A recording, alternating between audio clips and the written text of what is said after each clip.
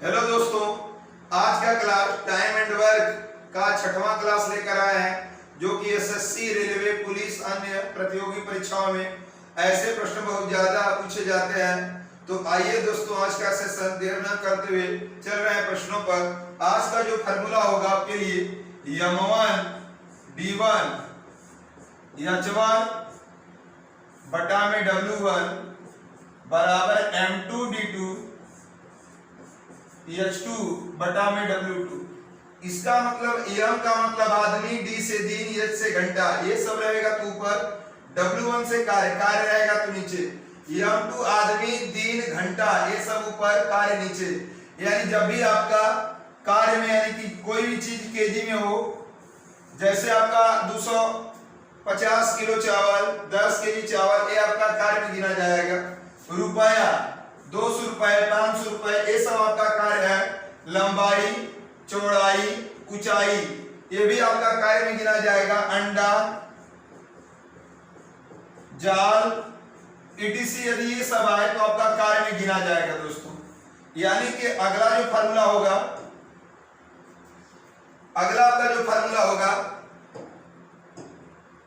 यहां से हम करेंगे तो इसके अनुसार हो जाएगा m1 d1 बराबर m2 d2। यहां से भी फार्मूला ले सकते हैं और आपका हो जाएगा m1 d1 h1 बराबर उधर m2 d2 h2 ले सकते हैं। यानी तीन छो दिया रहेगा, आदमी, दिन, घंटा, तो इन तीनों को लेंगे। फिर हो जाएगा आपका आदमी, दिन, कार्य, इधर आदमी, दिन, कार्य,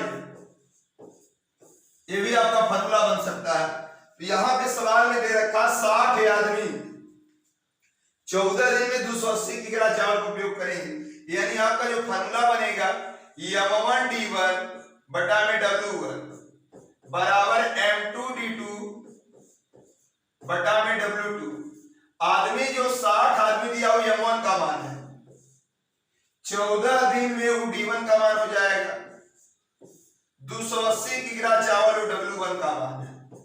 फिर करा 30 आदमी, f2 का मान है, कितने दिन में, d2 पूछ रहा है दिन, 120 किलो चावल का उपभोग करेंगे।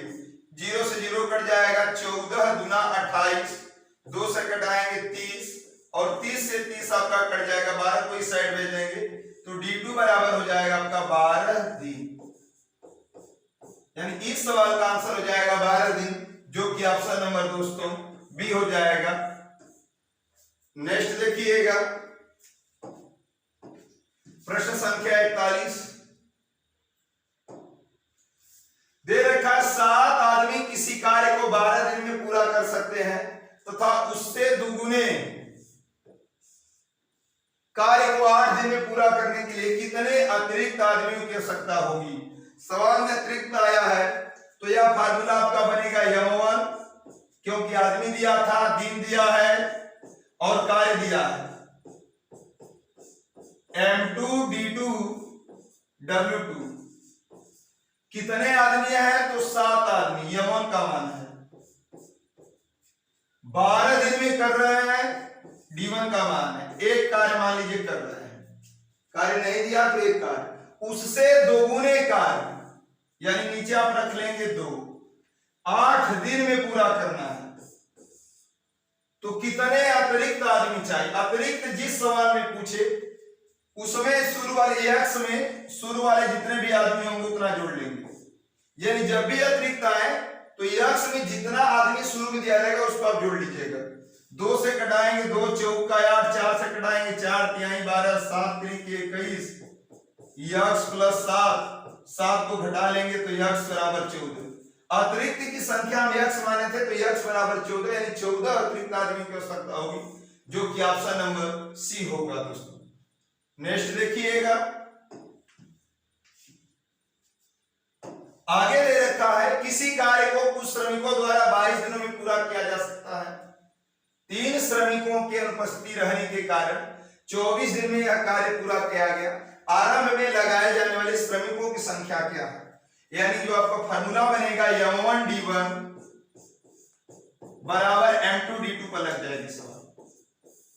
कैसे पता दोस्तों? तो कुछ श्रमिक यानी आदमी दिया नहीं है कि कितने मजदूर हैं, तो यक्स मान लेंगे।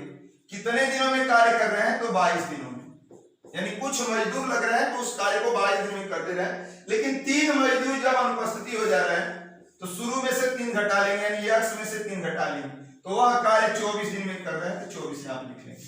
2 से कटाएंगे 11, 2 से कटाएंगे 12 बार में कट जाएगा। इधर 11 यक्स, उधर 12 यक्स, अब 12 क्या है 36, 12 यक्स में से 11 यक्स घटाएंगे यक्स बराबर यहाँ पे 36, यानी कितने आदमी लगाए गए थे शुरू में? तो 36, जो कि ऑप्शन नंबर दोस्तों हो जाएगा सी।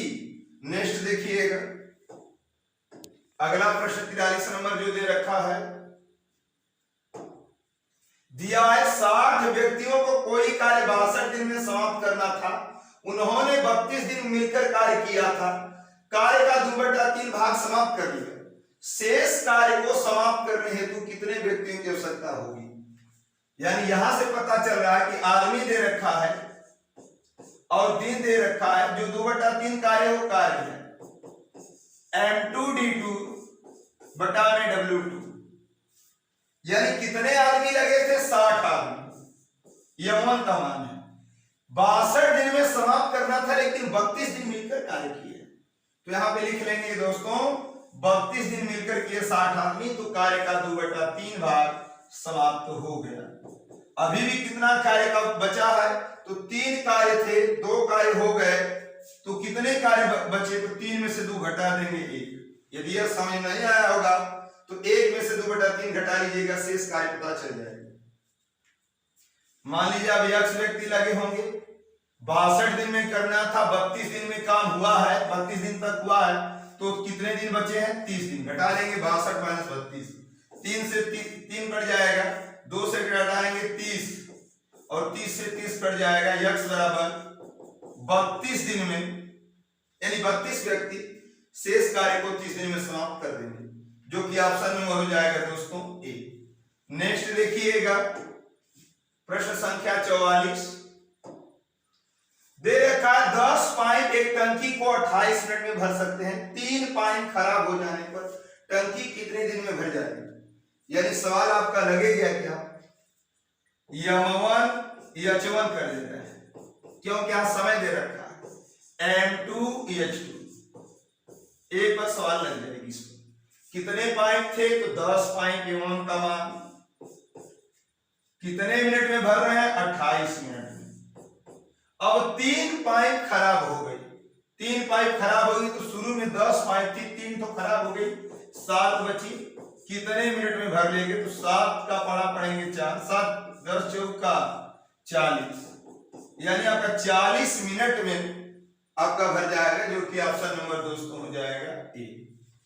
नेक्स्ट देखिएगा प्रश्न संख्या 45 दे रखा है 7 मकड़ी 7 दिन में 7 जाल बुने, तो एक मकड़ी एक जाल कितने दिन में बनाएगी? यहां मकड़ी दिया है, 7 दिन जाल दिया है, यानी कि M1 D1 बटा में W1 M2D2 बटा में W2। ये आपका फार्मूला पे सवाल लगे, यानी दिया है 7 मकड़ी M1 का मान, 7 दिन में D1 का मान, 7 जाल बुने वो कार्य है जो जाल बुन रही है, तो एक मकड़ी M2 का मान है, एक जाल कार्य है, कितने दिन में बुनेगी D2 पूछ रहा है। 7 से 7 खत्म, एक तो खत्म हो जाएगा, D2 बराबर 7 दिन में वह मकड़ी एक जाल बना लेगी, यानी कि ऑप्शन नंबर हो जाएगा दोस्तों बी। नेक्स्ट देखिएगा प्रश्न संख्या 46 यदि 2 मुर्गी 2 दिन में 2 अंडे देती है, तो एक मुर्गी एक अंडे में कितना दिन में देगी? यानी आपका लगेगा M1 D1, यहां भी अंडा देकर कार्य कर रही है, M2D2 W2, यानी 2 मुर्गी 2 दिन में, ए D1 का मान है, 2 अंडे दे रही है, ये आपका कार्य है। फिर कहा जा रहा है एक मुर्गी एक अंडे, ये कार्य आपका एक कितने दिन में देगी? आपका D2 पूछ रहा है। 1 से 1 खत्म, 2 से 2 खत्म, उधर D2 बचा, इधर कितना बचा 2। 2 दिन में आपका 1 अंडे दे देंगे, तो ऑप्शन नंबर हो जाएगा दोस्तों ए। नेक्स्ट देखिएगा प्रश्न संख्या 47 दे रखा, यदि 4.5 मीटर लंबी लोहे की एक समान छड़ का भार 17.1 किग्रा हो तो इसी प्रकार 12 मीटर लंबी छड़ का भार कितना होगा।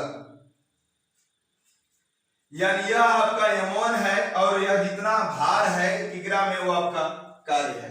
फार्मूला पता चल गया दोस्तों कि M1 बटा में W1 M2 बटा में W2। यहाँ पे देखिएगा लंबाई तो मत जाइएगा, 4.5 मीटर तो है तो कार्य है। यहाँ पे क्या दे रखा है दोस्तों, यह मान लीजिए एक लोहे की सरिया होगी, लोहे से यहाँ पे तुलना कराया जाना, तो यहाँ पे 4.5 मीटर लंबे लोहे की जो छड़ है उसका भार 17.1 किग्रा है।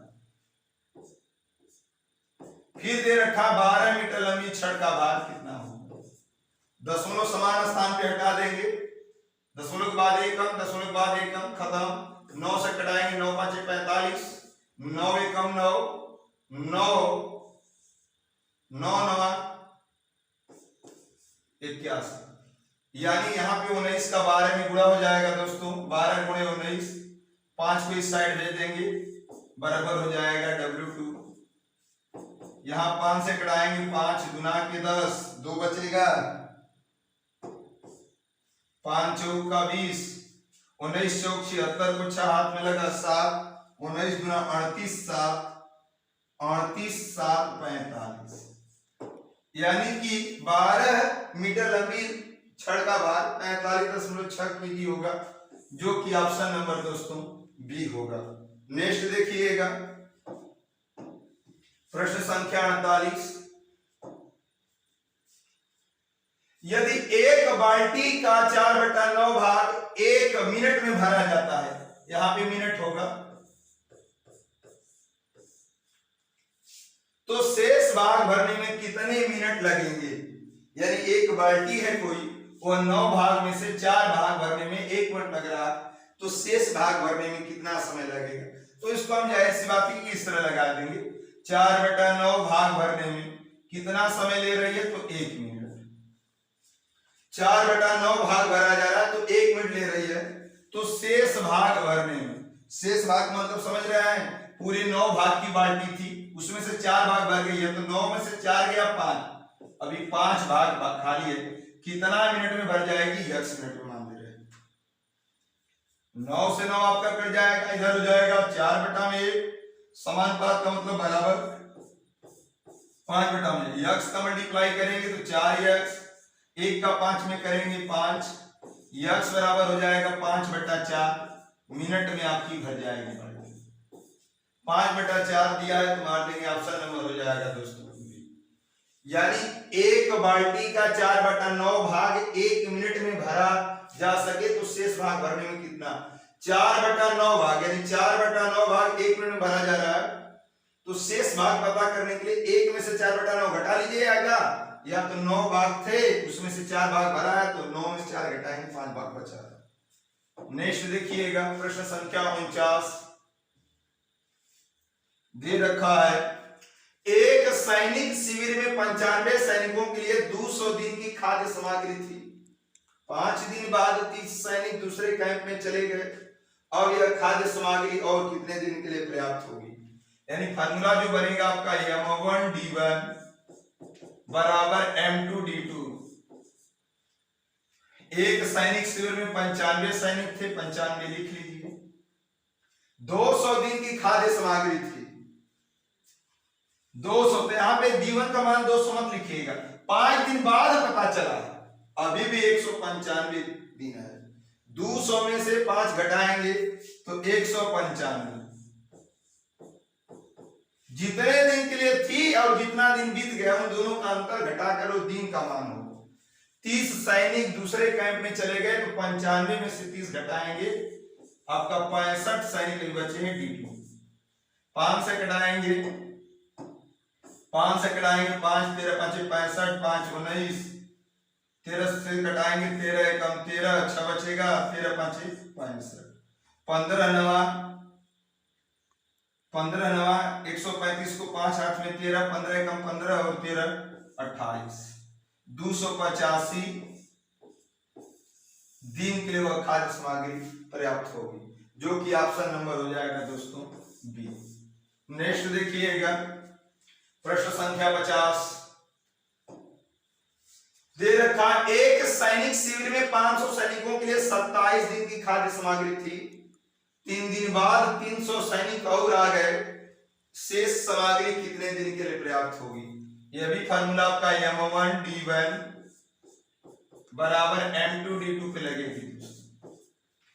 यानी सवाल में दे क्या रखा है, एक सैनिक शिविर में कितने सैनिक थे, तो 500, तो यहां पे लिख लेंगे 500, 27 दिन के लिए खाद्य सामग्री थी और 3 दिन बाद पता चला 27 में से 3 जाएगा तो 24, जितने दिन के लिए थी और जितने दिन बीत गया उन दोनों का अंतर यहाँ पे लिखिएगा, 27 में से 3 जाएगा 24, 300 सैनिक और आ गए, पहले 500 थे 300 और आ गए, तो M2 का मान 800 गुणे D2, 00 से 00 कटा देंगे, 8 3 के 24, 5 तिहाई 15, D2 बराबर आपका हो जाएगा 15 दिन, जो कि ऑप्शन नंबर हो जाएगा दोस्तों ए। यदि वीडियो पसंद आए तो लाइक शेयर सब्सक्राइब करना न भूलें।